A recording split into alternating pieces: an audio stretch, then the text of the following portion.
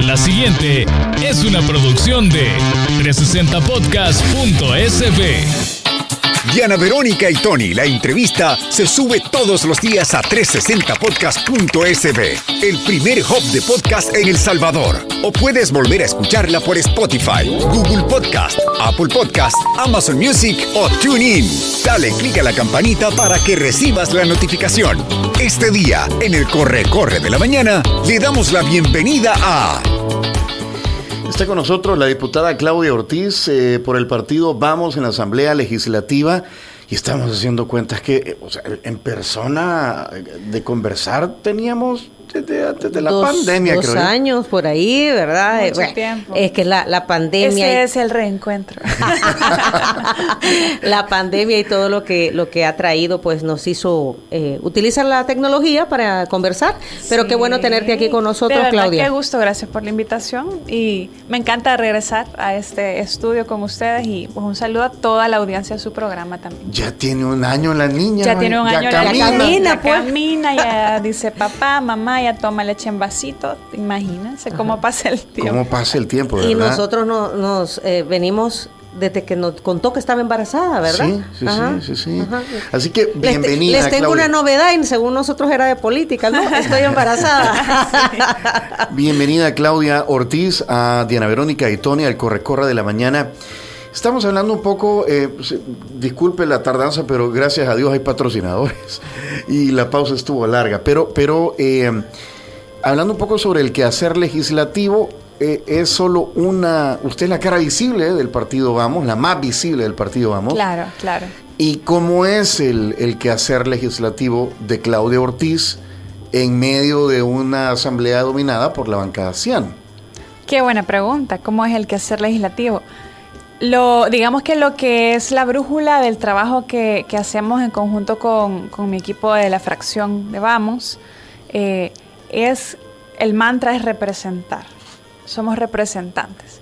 Representamos a aquellas personas que están preocupadas por lo que está pasando, aquellas personas que reconocen que en el pasado hubo problemas, hubo corrupción, hubo errores, ¿verdad?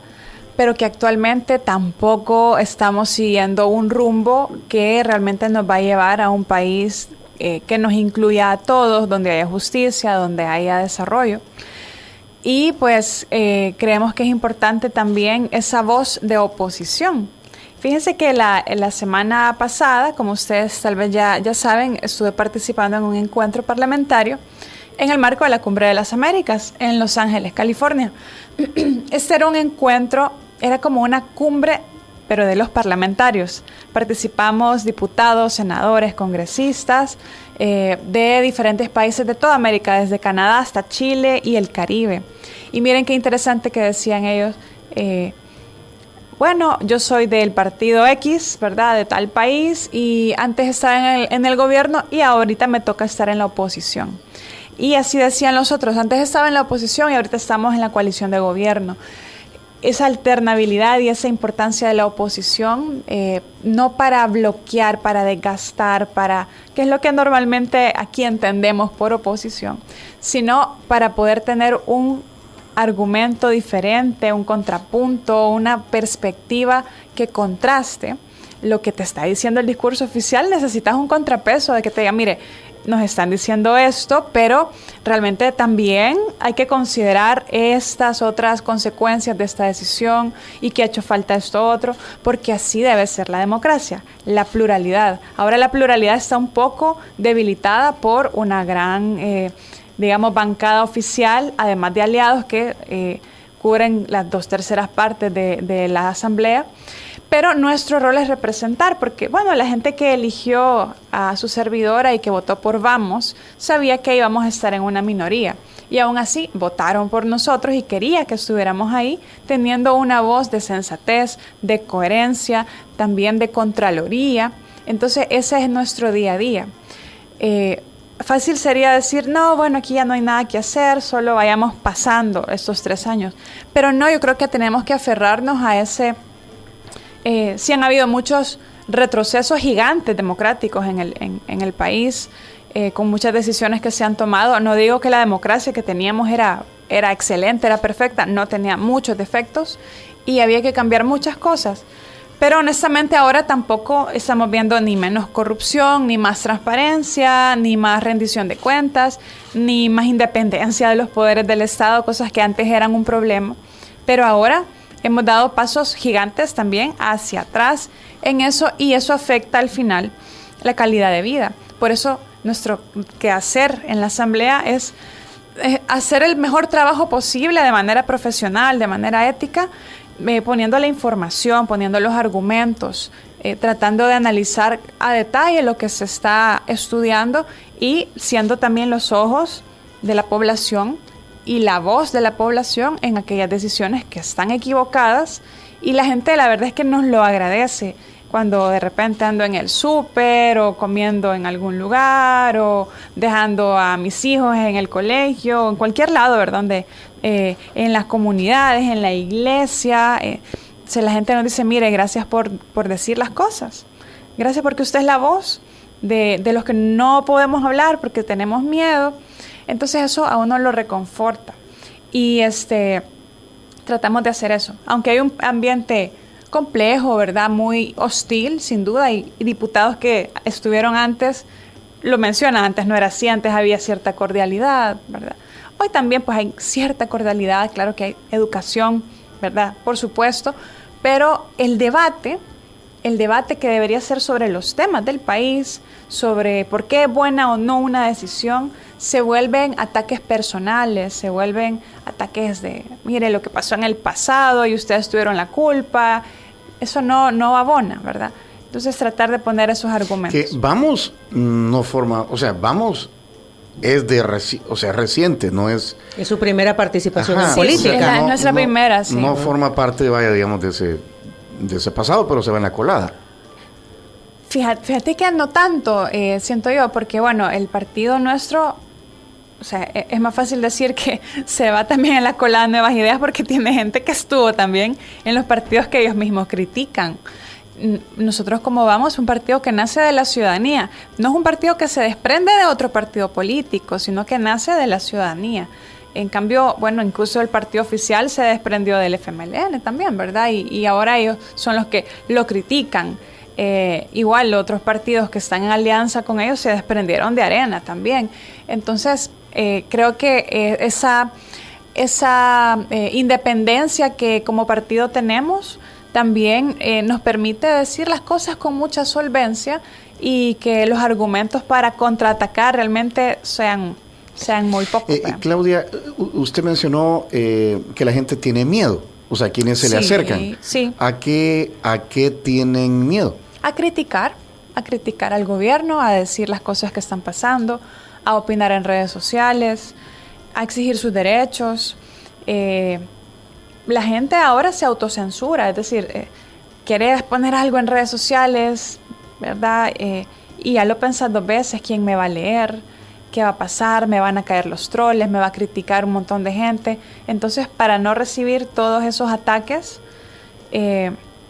mucha gente se autocensura. Se abstiene. Se abstiene de opinar. Eso es la autocensura. No es alguien que te dice cállate, sino que tú mismo, al ver que puede haber consecuencias de expresarte libremente, preferís no opinar.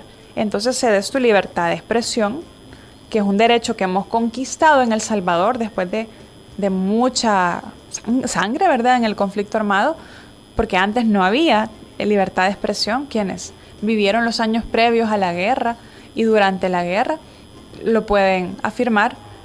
Y luego hemos tenido un espacio de mayor libertad de expresión y ahora creo que estamos regresando en ese derecho, en el derecho de pensar diferente, de no ir con la corriente.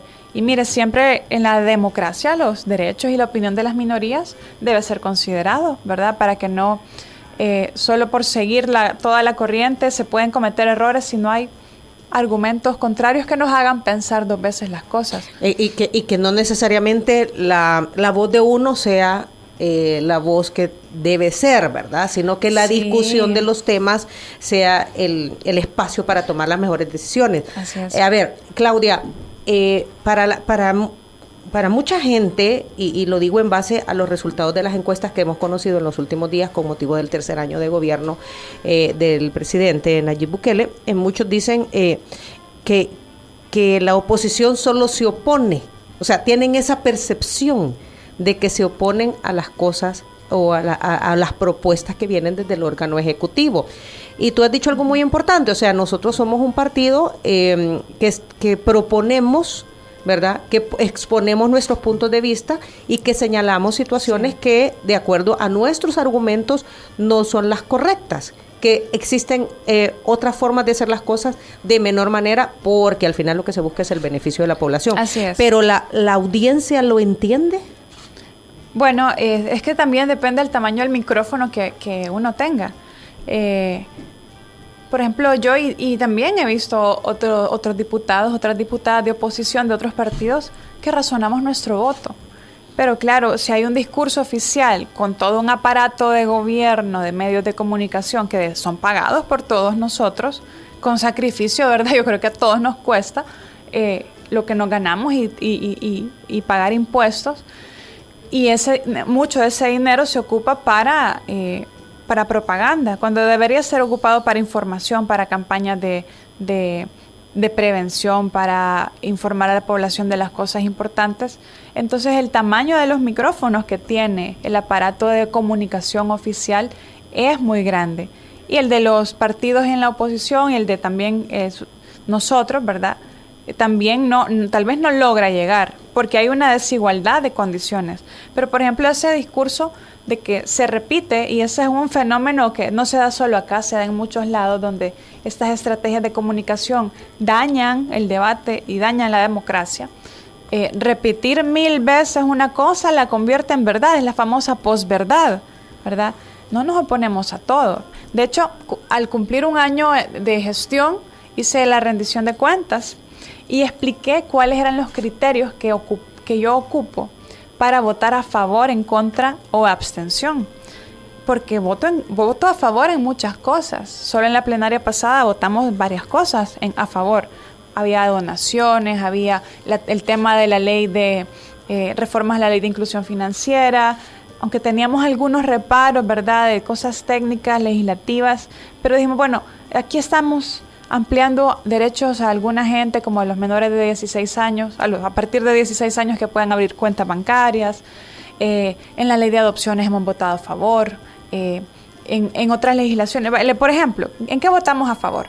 Cuando se amplían derechos, votamos a favor si son cosas que atienden necesidades urgentes de la gente. Por ejemplo, entró el martes una ampliación en el presupuesto del Ministerio de Economía para ampliar el subsidio del gas propano. Votamos a favor porque es una cosa necesaria, ¿verdad?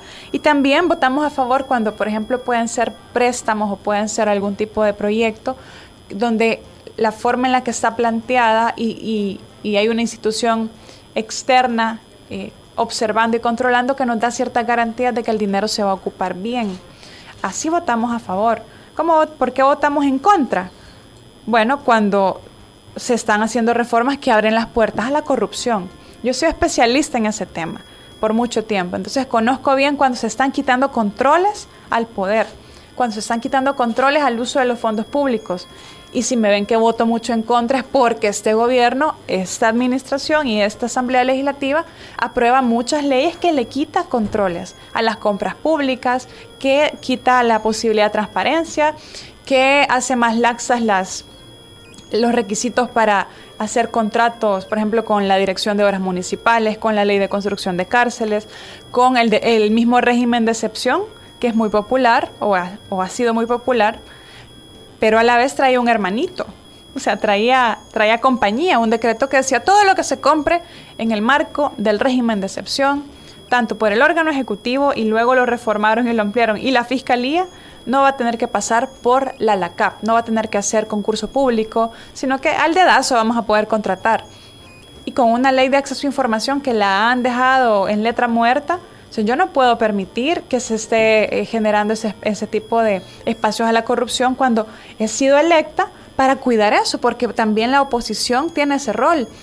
de controlar el poder. Es que no es porque es este presidente o cualquier otro. La justificación del tema de la LACAP, de quitar los pasos de la ley LACAP al régimen de excepción, a las compras en torno al régimen de excepción, fue que se necesitaban hacer compras ágiles. Entonces los diputados que aquí estuvieron con nosotros nos explicaron, miren, no es que no va a haber información sobre las compras ni nada de eso, es solamente hacerlo los procesos ágiles porque hay tiempos establecidos. Pero no les creo, o sea, yo tengo que partir de la desconfianza. No porque tenga nada personal con los colegas diputados, es porque el rol es controlar al poder. Entonces, que ellos, no, es que no va a haber, es que lo que ellos digan en sus discursos, en sus declaraciones, yo no tengo por qué creerles solo o confiar por fe.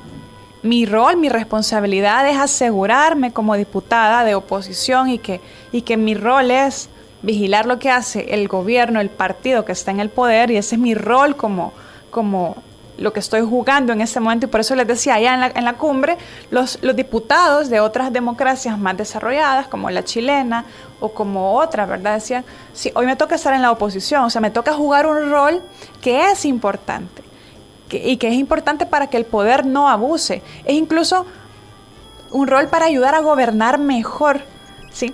Entonces, aunque los colegas digan en sus discursos, no, miren, si esto no lo vamos a ocupar para eso, ¿cómo va a creer si nosotros queremos lo mejor para nuestra gente? Y yo pienso, ajá, sí. ¿Y en la práctica se dan los controles? En la práctica no vemos los controles. ¿Se puede saber si al final esas contrataciones, esas compras son, fueron bien hechas? Ese es otro problema, ¿verdad? Porque la misma Asamblea Legislativa, por la configuración que tiene, por el número de diputados de un partido y de otros que hay, no activa los mecanismos que la Constitución le da para pedir esas cuentas, ¿ok? Entonces lo que nos queda como diputados de oposición es hacer las solicitudes vía información pública, vía ley de acceso a la información pública. Y cuando esto se hace, o lo hace la sociedad civil, lo que se responde es que esa información es reservada, no existe, o digamos que se dan largas, ¿verdad? Y entonces se tiene que ir al Instituto de Acceso a la Información Pública a hacer una apelación. En cualquiera de estos casos, es un Instituto de Acceso a la Información donde quienes han sido nombrados como titulares son personas que incluso han sido candidatos, precandidatos del partido de gobierno.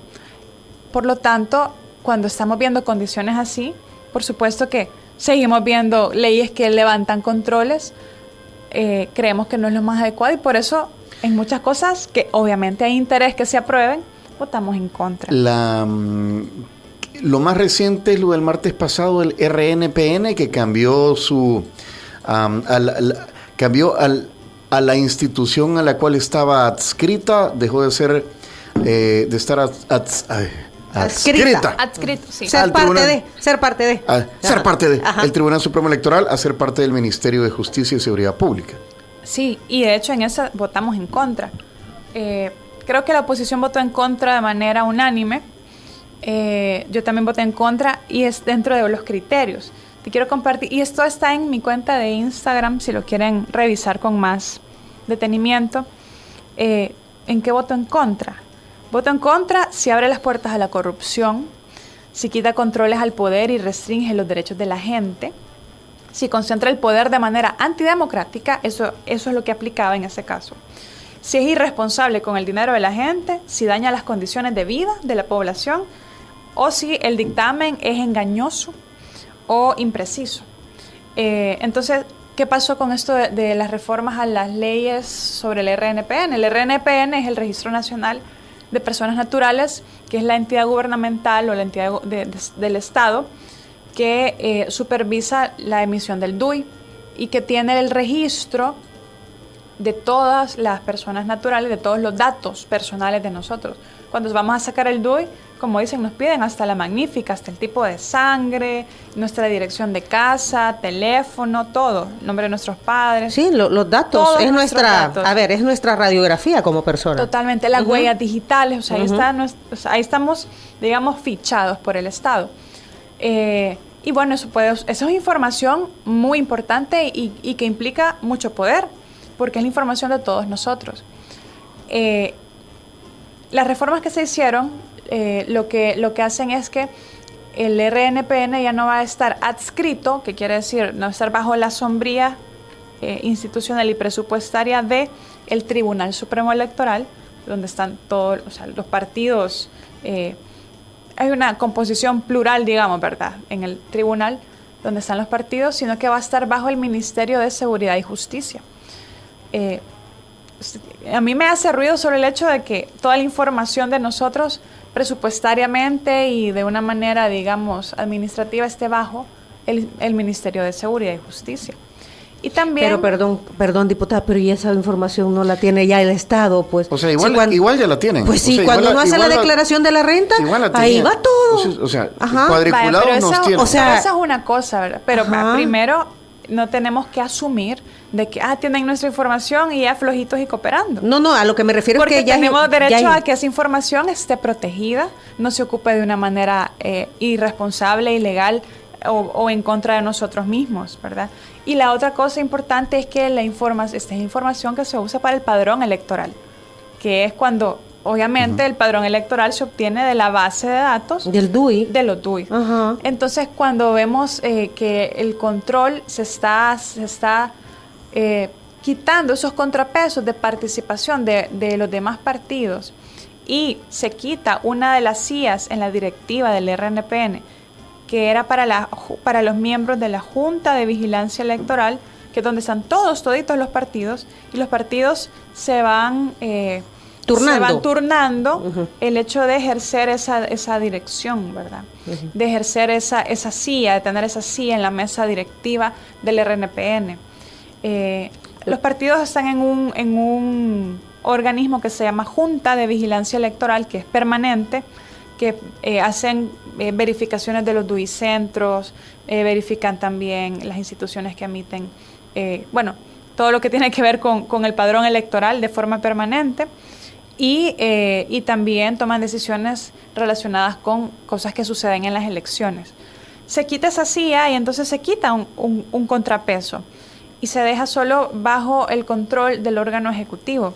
Se dice que va a ser autónomo aún, pero se mantiene una disposición en la cual dice que el presidente de la República va a poder quitar al registrador nacional de las personas naturales por falta de confianza, como se quita un asesor o se quita un empleado, ¿verdad?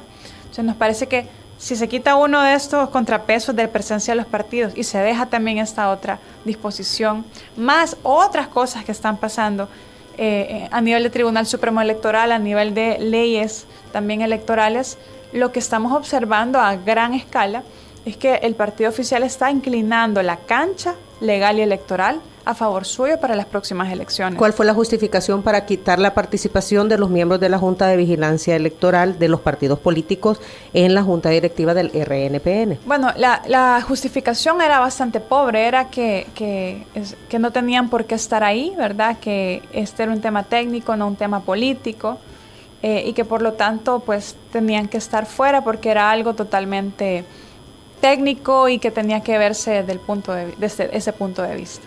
Ajá. Pero al mismo tiempo se usa en otros países, el padrón electoral y el registro de personas a veces están separados. Aquí nosotros alimentamos una cosa con la otra porque tenemos un documento único que sirve para todo. Entonces, por lo tanto, no solo es el poder de la información de todos nosotros en un Estado que está abusando de su poder, que está abusando de derechos humanos, que está deteniendo a personas que son inocentes. Claro que está deteniendo a otras que han cometido crímenes, pero en la colada pagan muchos justos también por pecadores. Y por otra parte, se ocupa el tema se ocupa esta base de datos para construir el padrón electoral.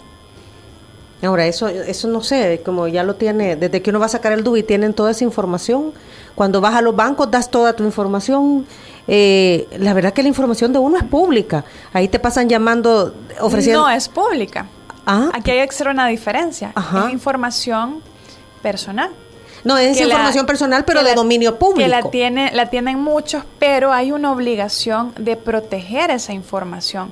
¿Se acuerdan que una vez a una ministra la sancionaron porque publicó el DUI de la foto? Fue un error, sí, ¿verdad? Uh-huh. Eso no se puede hacer. Y yo creo que también, incluso en estos momentos, a nivel de este momento que vivimos como humanidad, de la tecnología y todo eso, tenemos que cobrar más conciencia de la importancia de nuestra información personal. Todo lo que hacemos en nuestros celulares, todos los datos que tiramos, ¿verdad? Bueno, ya hemos visto algunos documentales de cómo manipulan esa información para manipular nuestras mentes, como para hacernos comprar cosas, para ponernos publicidad, justo ad hoc a lo que nosotros hemos andado buscando ese mismo día. Pero también el Estado tiene información nuestra, pero no significa que la puede usar el gobernante de turno para sus objetivos. Es una información que se le da como una responsabilidad. Por eso yo te decía, tú decís, es pública, sí, porque todo el mundo la tiene. Por un lado, sí, pero no significa que tiene que ser de dominio público o que se puede comerciar con esa información o que se puede hacer negocios con esa información. A lo que me refería es que el Estado ya tiene la información de uno, ya la tiene, porque sí. el DUI lo emite una institución del Estado, los Sí. DUI centros, y toda esa información va al Registro Nacional de las Personas Naturales. Pero deben haber controles para que esa información no sea usada en contra de nosotros o sea ocupada para un beneficio particular imagínate simplemente el hecho de que tiene control de ella un solo partido. ¿Qué fue lo que pasó con Chivo Wallet, por ejemplo? Tanta gente que quería acceder, ¿verdad? Al bono, los $30 en Bitcoin, y que cuando ingresó ya alguien había metido su DUI ahí. ¿Cómo? ¿Quién tiene? Bueno, es ¿verdad? Por todos lados. Entonces, porque todos lados le piden a uno. Sí, número de DUI. Lo que está diciendo es que porque todo el mundo la tiene, no como tiene tú que dices, ser utilizada. No necesariamente, o sea, y hay que tener conciencia. así. Por eso la importancia de una ley de datos personales que se estuvo trabajando antes. No sé si fue que la mandaron a archivo o qué, ¿verdad? Yo me acuerdo que hubo una reforma, ¿verdad? Para que también la información que tenían los bancos, por ejemplo, de Sí. uno, no fuera compartida. Sí. ¿Verdad? ¿Te recuerdas de eso? Y eso fue hace como 2 o 3 legislaturas, si no mal recuerdo. O sea, es que fue parte de los controles. La información es poder ahora. Y no podemos asumir, porque la gente puede decir, no, sí, yo quién soy, a mí que me registren, ¿verdad? Los que nada deben, nada temen, pero realmente tu información genera poder para la gente, para quien la tiene. Y tenemos derechos sobre esa información. Por eso es importante cuidar. Son las 8:41, la vimos en la Comisión de la Familia, la Mujer y el Niño, así se llama todavía, ¿verdad? La Comisión de la Familia, la familia, niñez, adolescencia, adulto mayor y personas con discapacidad. Así se llama. Poblaciones en condición vulnerable. Y ha tenido que salir al paso el ministro de Educación, no sé si todavía le ponen interino o no, pero bueno, diciendo que esta ley Crecer Juntos no promueve las relaciones sexuales tempranas con el tema de la educación sexual. Sí. Si uno lo ve, pues dice, bueno, quienes están a favor o en contra, dicen, bueno, la educación sexual es algo que se debe dar en la familia y el Estado no debe estar metiendo mano en esto. Otros dicen, sí, el Estado a través de las escuelas debería comenzar con una educación temprana para evitar, ¿verdad? Abusos sexuales. Y otro montón de cosas. Embarazos. ¿Cuál es la posición de Vamos y qué es lo que realmente ha llegado a la Asamblea Legislativa? Sí, bueno, lo que ha llegado es una ley, por aquí la ando porque estamos estudiando, la verdad. Es una ley de alrededor de 300 artículos que básicamente busca actualizar la anterior ley, o la actual ley, de niñez y adolescencia, la LEPINA. Esa ley Crecer Juntos, según lo que hemos venido escuchando, ya llevamos una semana dando audiencias a diferentes instituciones y sectores que participaron en una primera consulta que se hizo a nivel del órgano ejecutivo, muchos de ellos. Lo que busca es actualizarla, es llenar vacíos que habían quedado en su implementación, también incluir todo el tema de las leyes de ley Salas Cuna, incluirla ahí adentro como parte del sistema, y que las observaciones del Comité Internacional de los Derechos del Niño, que es el que vela porque los estados cumplan la Convención de los Derechos del Niño, hizo recomendaciones en 2018, es retomar esas recomendaciones e incluirlas en la ley. Uno de los temas es el tema de la educación en la sexualidad y por parte de algunos sectores que tienen todo el derecho, pues, de opinar y de sentir preocupación.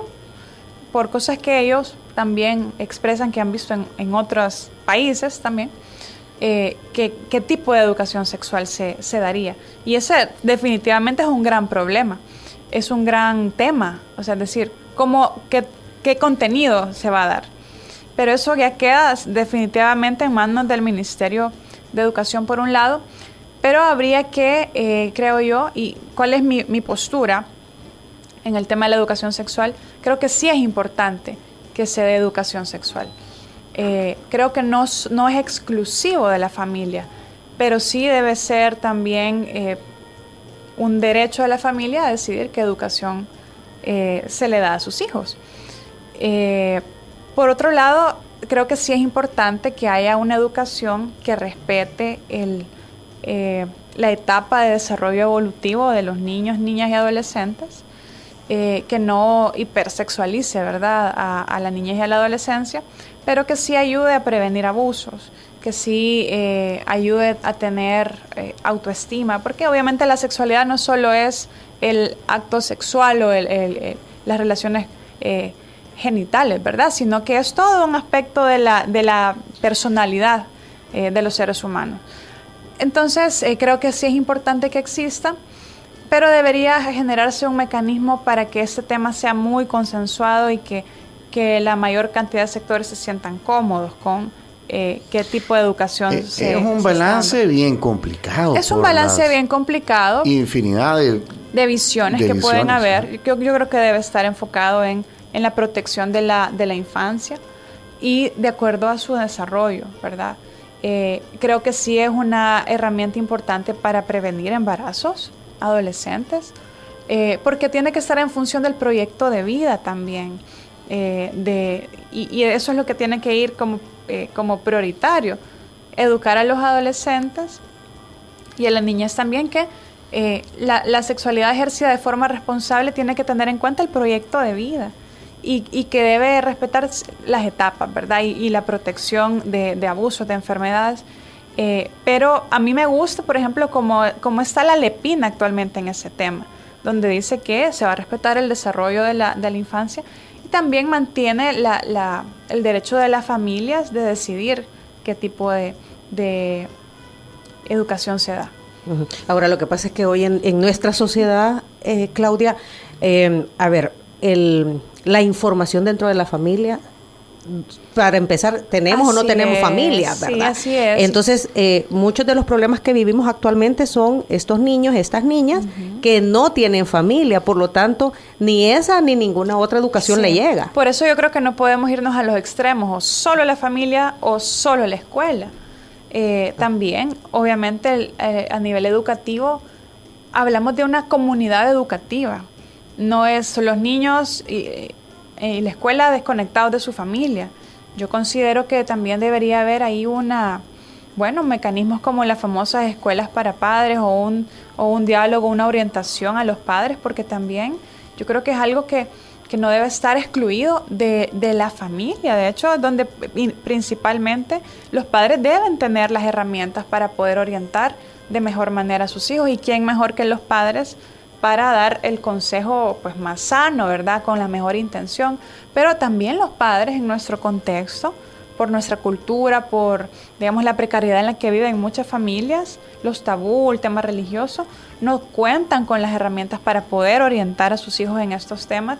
Y yo creo que lo que todos estamos de acuerdo es que no queremos que los jóvenes se eduquen o se desinformen de los temas relativos a la sexualidad a través del internet, las redes sociales, la pornografía, los amigos, la calle, sino una educación integral que les permita tener un proyecto de vida donde se autorrealicen. O sea, que sea responsable, un proyecto de educación sexual responsable. Responsable, así es. Por cómo van las cosas, todo indica que el andamiaje que está alrededor de la LEPINA se va a desmontar y van a crear uno nuevo. Más bien, lo que estamos observando, porque yo creo que generó bastante alarma, les digo, ahorita estamos analizando con mi equipo una ley de 300 artículos, pero mucho de la LEPINA se está retomando. Algunas instituciones se les ha cambiado de nombre, se les ha dado otras atribuciones, hasta donde hemos visto no se han quitado o sea, no queda nada en el aire, digamos. Se ha retomado el marco general de la LEPINA y se ha actualizado. Generó alarma el hecho que al final la ley deroga la LEPINA, pero explicaban, y como les digo, ahorita no tengo una postura de decir esto estoy a favor, en esto estoy en contra, porque ahorita estamos analizando el texto y escuchando a las instituciones que han llegado a explicarnos cómo se construye el proyecto de ley. Llegó el despacho de la primera dama, llegó el ministro de Educación, ha llegado el ministro de Hacienda, también del CONNA, es decir, el CONNA ha participado en eso, entonces también ha sido parte. Ahorita estamos aprendiendo, escuchando, analizando. La impresión que tengo en este momento y lo que nos decían también es que prefirieron hacer una nueva ley en lugar de una reforma, porque eran muchas las reformas que se necesitaban hacer.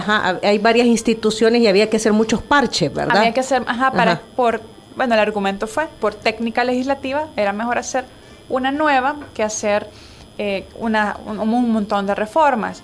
Eso todavía lo estamos analizando, ¿verdad? Una de las preocupaciones o críticas que hemos visto, o recomendaciones más que críticas, de las organizaciones que han llegado, es que no se concentre tanto, digamos, que se las decisiones, sino que se permita que también a nivel local haya margen, ¿verdad? Que también se le dé empoderamiento a las entidades locales, porque hay una sensación como que se está concentrando mucho en los entes centrales.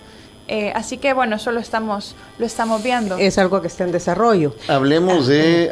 justamente ahí está saliendo un comercial de la primera dama de la República. Sí, sobre este tema de la ley Crecer con Cariño, es nacer con cariño. Nacer con cariño es el parto respetuoso y humanizado. Ajá, y esta otra se llama Crecer Juntos. O sea, ¿son dos leyes independientes que se complementan o son dos leyes independientes? Son dos leyes. A ver, existe una política que se llama Crecer Juntos, que es la política del Ejecutivo sobre temas de niñez y adolescencia, con énfasis también en la primera infancia. Entonces, esto está en el marco de esa política, donde tenemos la ley Nacer con Cariño, que es parte de, ¿verdad?, para el cuidado de la primera infancia del momento del embarazo, del parto y el posparto. Y luego esta ley sí vendría a ser un complemento, digamos, ¿verdad? Es como lo que viene después de nacer. Es lo que viene después de nacer, la primera infancia. Hay un reconocimiento de la primera infancia como una etapa irrepetible y muy importante de la vida de los seres humanos. Prioritaria, ¿no? Sí, considero que eso es una apuesta correcta, para que vean que no me opongo a todo. O sea, eso es una apuesta correcta y lo apoyamos eso. Y nuestro rol como oposición es buscar que se haga de la mejor manera posible y dar los aportes más constructivos posibles en eso. Nos quedan 9 minutos, hablemos de política. No te puedo creer. Sí, no, 8 ya. 8. Y lo que pasa es que estamos... no hemos hablado de Vamos. Pues sí, y un poco lo platicamos antes de ir al aire. Arena y el FMLN, que han sido los partidos tradicionales más fuertes, pues están en crisis, intentando, veo yo, los hemos traído, hemos conversado. El problema es que cuando uno los escucha proponer cosas, uno del otro lado lo único que piensa es, bueno, ¿y por qué no lo hiciste cuando estuviste ahí? Pues, ¿verdad? ¿Y por qué estás proponiendo eso si cuando estuviste ahí no lo hiciste? Ya. Y se los hemos dicho, se los hemos preguntado. Pero es un hecho que todos los partidos de oposición están, digamos, en una situación, no sé si de crisis, pero de ventaja, o cada uno viendo cómo se reinventa. ¿Cómo va a ser el planteamiento de Vamos, o cómo va a encarar Vamos la siguiente elección, tomando en cuenta pues esa situación de ventaja o de superioridad, o de apoyo popular que tiene Nuevas Ideas y los partidos satélites? Mira, si fuera solo el apoyo popular, pues no habría como mayor reparo, problema, es decir, porque también considero que como Vamos hemos crecido en apoyo, hemos crecido en posicionamiento, hemos crecido en notoriedad, y la gente que votó por Vamos y que no votó por Vamos y que querían ver una oposición en la Asamblea Legislativa, una oposición sensata, inteligente, con argumentos, lo ha visto y por lo tanto ya mucha más gente nos dice, mire, no voté por usted, pero me representa, ¿verdad? Y me representa el partido y quiero ver más gente de su partido en la próxima legislatura. Entonces también nosotros hemos crecido, pero como no solo tienen el apoyo popular, están usando los recursos del Estado para hacer permanente propaganda política. Y la gente lo ve. Bueno, yo denuncié en un momento como una de las comisiones en la que participo, que es la Comisión de la Mujer, andaba en los territorios haciendo sesiones de la comisión, entre comillas, pero eran como mítines políticos. Y hasta subimos un video de qué era lo que pasaba. Ya no lo volvieron a hacer de esa manera, gracias a Dios. En otras comisiones lo han hecho también. Entonces, es un pequeño ejemplo, como desde la Asamblea Legislativa se ocupa todo el andamiaje de la Asamblea para ir a montar una sesión de una comisión y resulta un evento partidario prácticamente.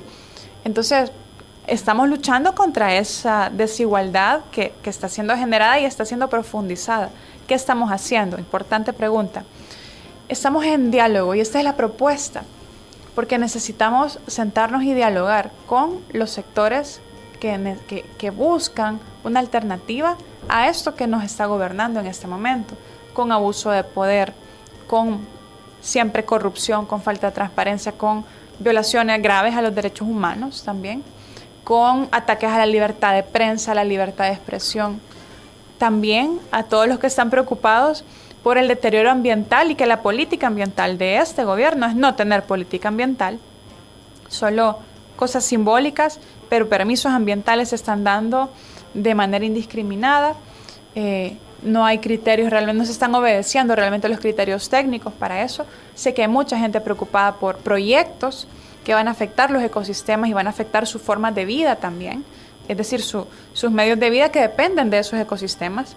Los que están preocupados también por la injusticia que están viviendo, por la injusticia que ven de gente que se están llevando detenida y que no saben de ellos, ¿verdad? También la gente que está preocupada porque no hay un plan económico. Por Dios, un plan económico a 3 años y no tenemos un rumbo económico como país. Todos los que tenemos esa forma de pensar y que queremos una alternativa, no necesariamente revivir el pasado. Yo creo que eso ya es imposible. Volver al pasado, eso es imposible. Pero sí necesitamos una alternativa que sí construya futuro, no para concentrar poder alrededor de un grupo, no para estar jugando al casino con nuestro dinero, jugando a ser cripto-influencer con nuestro dinero, sino una alternativa real. Entonces la propuesta, también lo que fui a hablar en la Cumbre de las Américas con otros grupos que están viviendo cosas parecidas en sus países, es que todos los que creemos en la democracia y que tenemos que seguir construyéndola, necesitamos sentarnos y dialogar y construir una alternativa de país para eso. Como estamos como partido, a alto nivel del partido, entrando en esos diálogos con los sectores que comparten estas preocupaciones y tratando de generar cuál es la vía para participar. Y yo quiero animar a mucha gente que está pensando, esta quizás es la última elección que vamos a tener libre o quizás ni eso, que se anime, ¿verdad? Es válido tener miedo, es válido pensar y cómo puede ser eso, pero yo creo que es necesario aferrarnos a los pocos aspectos aún democráticos que podemos ver y está dispuesto a abrirse como partido, a abrirse a todos los sectores que comparten esta preocupación democrática para poder darles un espacio de participación. Ser vehículo ser vehículo, ser el proyecto. Porque ser vehículo es como que me subo y me bajo, ¿verdad? Ser el proyecto porque somos de los pocos partidos del espectro democrático que quedan y reconocemos ese papel importante que tenemos.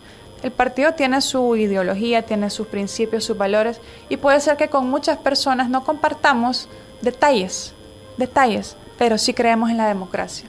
Después, en un marco democrático, ya debatamos eso, ¿verdad? Debatamos esos detalles importantes también, pero lo que necesitamos es recobrar el espacio para poder discutir de forma democrática los problemas del país. ¿Con quiénes se han reunido? Que dice, ya hay consultas con sectores. Bueno, por diferentes aspectos no puedo compartirlo de manera amplia, pero estamos en permanente diálogo con sectores que se pronuncian fuertemente, ¿verdad?, en contra de decisiones que se toman.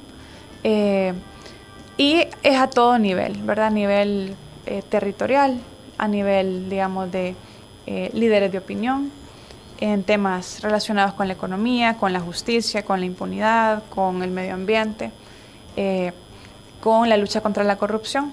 Así que, o sea, lamentablemente, en el contexto en el que vivimos, me resulta complejo dar esos detalles, ¿verdad? Pero en eso estamos. ¿Podríamos ver más gente en Vamos, entonces?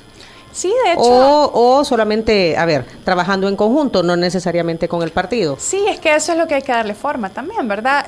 Pero yo creo que los partidos políticos siguen siendo importantes. Siguen siendo importantes. Los partidos son necesarios para la democracia. Y me parece a mí que no debe ser solo el vehículo como que me subo y me bajo, sino es necesario generar la construcción de un proyecto de país, de un proyecto de participación electoral. Los partidos no podemos aspirar a querer seguir, digamos, creciendo, existiendo, si solo entre partidos, y el error que se cometió en el pasado, es que entre partidos vamos a resolver y nos vamos a entender y cerrarse a la sociedad. Eso no se puede, ya la democracia no va a funcionar así. ¿Qué pasaría o qué va a pasar o cuál sería el accionar de Vamos como proyecto, ¿verdad?, en caso que el presidente Bukele busque una reelección? Bueno, oponernos definitivamente a algo que sería inconstitucional. Sería inconstitucional. Pero oponerse es ¿participarían de esa elección? Bueno, esa es una decisión que no nos hemos planteado tal cual, ¿verdad? Es una de las cosas que está en debate. O sea, no es que no nos las hemos planteado, sino no hemos tomado una decisión en ese escenario. Son cosas que se están debatiendo, ¿verdad? Y creo que es muy válida la pregunta. Vimos que tiene una amplia aceptación el hecho de que haya una reelección, pero que sea popular no significa que sea correcto. A pesar de que la Sala de lo Constitucional dijo... Esa no es Sala de lo Constitucional. Y el Tribunal Supremo Electoral dijo que iba a acatar. Una sala, entre comillas... Bueno, los que están en la sala o los que están en el tribunal. Un grupo de abogados que están usurpando funciones en esa instancia del Estado, que fueron puestos... Se quitó la Sala de lo Constitucional. A ver, yo estaba ahí estaban ya listos para asumir el cargo. ¿Creen que son independientes? ¿Que hubo un procedimiento mínimo para elegirlos, para evaluarlos? No lo hubo. Era evidente que han sido, además, bueno, y también están en la lista Engel ahora, ¿verdad? Entonces, evidentemente es una instancia, unos funcionarios puestos para que no haya control al poder. Entonces, y que hayan sido esos funcionarios quienes emitieron una, entre comillas, resolución diciendo que sí puede correr el presidente para reelección, con unos malabares jurídicos ahí admirables, ¿verdad? Dignos de admiración. Entonces, o sea, me parece lo más burdo del mundo, que hemos visto en Nicaragua, lo hemos visto en otros países, en Honduras, ese calcadito, ¿verdad? Entonces, yo no reconozco para nada ni esa sala, ¿verdad? Porque no está siendo no fue electa de manera adecuada, ni mucho menos una resolución que violenta la Constitución y que fue tomada de esa manera. Muy bien, son las 9 de la mañana con 2 minutos. Claudia, hay muchas preguntas sobre temas específicos del trabajo legislativo, sobre posiciones concretas y ya no nos queda el tiempo. ¿Hay algún lugar donde puedan escribirles a la fracción de Vamos para que ustedes puedan, tú has dicho algo, no tenemos suficientes canales de comunicación? Sí. Entonces pregunto, ¿se puede dar algún correo o cómo estas personas pueden tener la posición oficial del partido en torno a diversos temas de la realidad nacional? Ok, sí, déjame, bueno, pueden escribir a mi correo que es claudia@claudiaortiz.org. Claudia@claudiaortiz.org. Sí, Va. Y con gusto ahí podemos seguir conversando. Muy bien. Bueno, un saludo. Hemos tratado aquí de ir haciendo los comentarios o preguntas en base a los comentarios de la gente. A los comentarios de la audiencia, ¿verdad? Porque hay otros que no son comentarios y que pues sí no vale la pena. Es, por supuesto que eso no, todo siempre y cuando sea con respeto, pues será bienvenido. Hay mucho que conversar, Claudia. Por supuesto, la hora no es suficiente, así que quedamos pendientes de una nueva conversación. Como no, con gusto. Gracias por el espacio y pues feliz Día del Padre a todos los padres el día de mañana. Y si quieren escuchar nuevamente esta entrevista, atención a lo siguiente. Si quieres volver a escuchar esta entrevista, ingresa a 360podcast.sb, el primer hub de podcasteros salvadoreños. Sigue a Diana Verónica y Tony la entrevista en Spotify, Google Podcast, Apple Podcast, Amazon Music o TuneIn. Esta fue una producción de 360podcast.sb.